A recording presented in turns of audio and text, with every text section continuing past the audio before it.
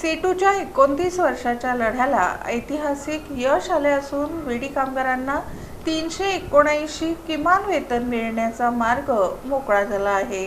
सोलापूरसह महाराष्ट्रातील विडी कामगारांना कायद्यानुसार किमान वेतन मिळावे, वेतनातील फरकाची रक्कम अदा करावी, रोख मजुरी द्यावी आणि सरासरी 10,000 पेन्शन मिळावे या मागणीसाठी सीटूच्या नेतृत्वाखाली सुरू असलेल्या प्रदीर्घ संघर्षाला अखेर ऐतिहासिक यश मिळाले आहे। महाराष्ट्र शासनाच्या कामगार विभागाने विडी कामगारांसाठी झोन 1 मध्ये प्रतिदिन 379 आणि झोन 2 मध्ये प्रतिदिन 361 किमान वेतन लागू असल्याचे स्पष्ट केले असून त्याची अंमलबजावणी करण्याचा मार्ग मोकळा झाला आहे। ज्येष्ठ कामगार नेते तथा माजी आमदार कॉम्रेड नरसय्या आडम यांच्या नेतृत्वाखाली लालबावटा विडी कामगार युनियनच्या माध्यमातून गेल्या जवळपास 29 वर्षांपासून विडी कामगारांच्या किमान वेतनाच्या हक्कासाठी सातत्यपूर्ण संघर्ष सुरू होता। या प्रदीर्घ लढ्याची शासनाने दखल घेतली असून विडी कामगारांना आता शासनाने निश्चित केलेले किमान वेतन देणे बंधनकारक असल्याचे स्पष्ट झाले आहे।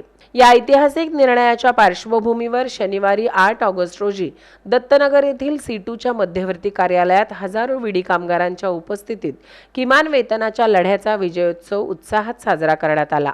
लाल गुलालाची उधळण करत एकमेकांना लाडू भरवून घोषणांनी परिसर दणाणून गेला होता।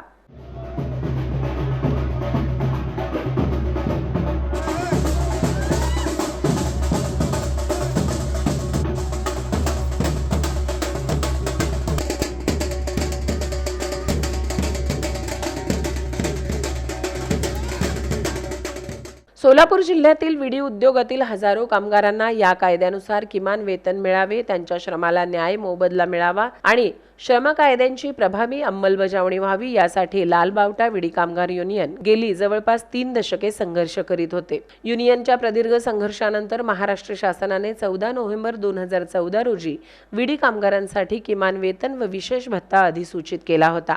मात्र या किमान वेतनाची प्रभावी अंमलबजावणी अनेक वर्षे झाली नाही।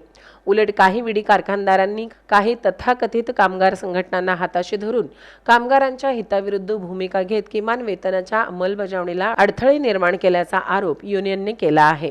विशेषतः 1 एप्रिल 2015 रोजी काही विडी उद्योगांमध्ये औद्योगिक विवाद अधिनियम 1947 मधील कलम 2 प अंतर्गत तथाकथित तडजोडीचे करार करण्यात आले होते। या करारांमध्ये शासनाने अधिसूचित केलेल्या किमान वेतनापेक्षा कमी मजुरी स्वीकारण्याच्या अटीचा समावेश करण्यात आला होता। मात्र किमान वेतन हा कामगाराचा वैधानिक हक्क असून तो कोणत्याही तडजोडीने, कराराने किंवा दबावाखाली घेतलेल्या संमतीने हिरावून घेता येत नाही, अशी भूमिका सीटूने सातत्याने घेतली होती। त्यामुळेच कामगार मंत्र्यांच्या बैठकीनंतर या प्रक्रियेला वेग आला आणि हा निर्णय संमत करण्यात आला आहे। यामुळे येणाऱ्या काळात विडी कामगार महिलांना चांगलाच दिलासा मिळणार आहे। 28% जीएसटी उठते आणि 18% सरकार देते।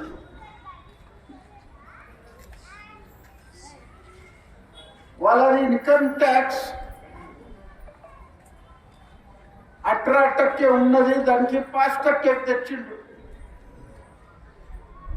వాళ్ళ సెస్ పూర్ణపడే सरकार తీసేసిండు।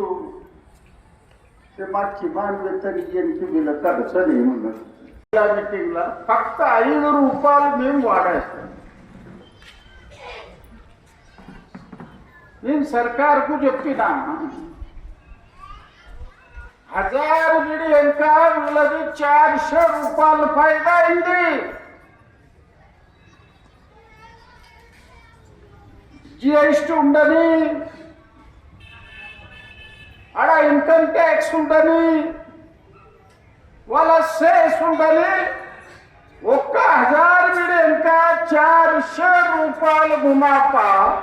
यावेळी सीटूचे राज्य उपाध्यक्ष कॉम्रेड युसुफ शेख मेजर, नसीमा शेख, नलिनीताई कलबुर्गी, सुनंदा बल्ला, दीपक निकंबे, ॲडव्होकेट अनिल वासम, दत्ता चव्हाण, शकुंतला पानीभाते, लिंगव्वा सोलापुरे, शेवंता देशमुख, सनी शेट्टी, अशोक बल्ला, बालकृष्ण मल्याळ, वीरेंद्र पद्मा, मल्लेश कारंपुरी, दत्तनगर येथील पूर्णवेळ कार्यकर्ते आदींसह शेकडो महिला विडी कामगार मोठ्या संख्येने उपस्थित होते।